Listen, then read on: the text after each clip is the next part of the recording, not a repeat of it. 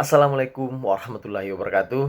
Selamat berjumpa kembali teman-teman mahasiswa untuk mata kuliah akuntansi biaya. Jadi pada minggu ketiga ini kita akan bahas terkait modul 3 ya teman-teman.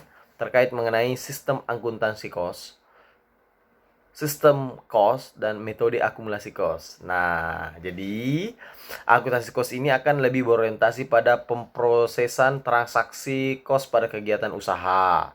Tapi ini untuk perusahaan manufaktur ya teman-teman. Ya, tapi tetap akan kita bahas terkait perusahaan jasa dan perusahaan dagang ya. Jadi perusahaan jasa dan perusahaan dagang tetap saya akan tetap kita akan bahas terkait siklus dari perusahaan jasa, siklus dari perusahaan dagang. Tapi kita akan lebih condong kepada perusahaan manufaktur ya teman-teman. Karena kan berkaitan mengenai akuntansi biaya. Jadi biaya-biaya seperti biaya bahan baku, tenaga kerja langsung, dan lain-lain. Merubah produk mentah menjadi produk jadi. Nah, itu lebih condong kepada perusahaan manufaktur. Uh, jadi untuk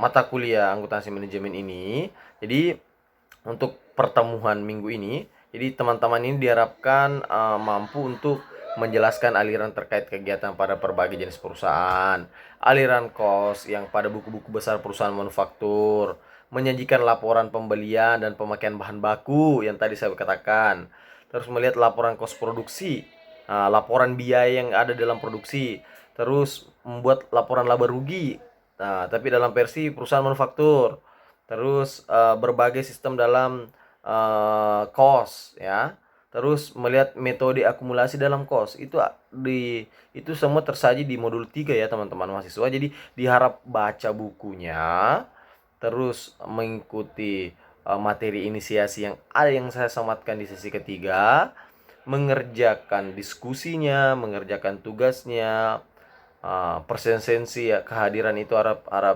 diisi.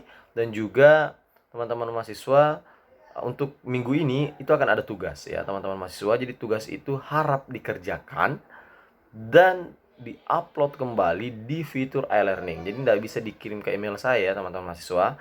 Jadi fitur e-learning harus kita pakai untuk mengupload tugas dari teman-teman mahasiswa.